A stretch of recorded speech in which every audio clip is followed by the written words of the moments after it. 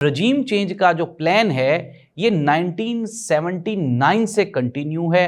तब से लेके आज तक जो यूरोप है वो ये कोशिश कर रहा है कि किसी न किसी तरह से ईरान में ये जो एक मुस्तहकम जमहूरियत या डेमोक्रेसी है इसका खात्मा किया जाए।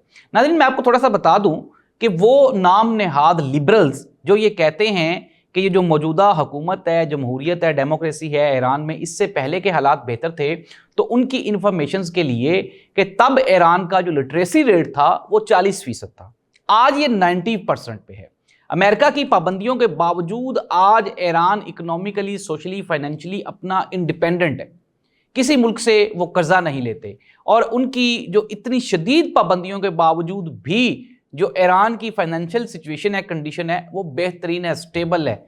और अगर हम बात करें तब की, तो जितनी भी ये जो ईरानी तेल के ऊपर जो काबिज कंपनीज थी वो सारी की सारी यूरोपियन थी। फ्रांस, जर्मनी, यूरोप, ये पूरे का पूरा काबिज था। अब पहलवी खानदान यूरोप को ये दोबारा फिर एश्योर करवा रहा है कि आप मुझे दोबारा फिर खिदमत का मौका दें। आपको याद होगा हामिद करज़ई अफगानिस्तान में, और सिमिलरली इराक में भी जब रजीम चेंज हुई तो वहाँ पे भी एक साहब खड़े हुए थे और उन्होंने कहा था जी मैं बहुत वफादार रहूँगा आपका, आप मुझे यहाँ पे लगाएं।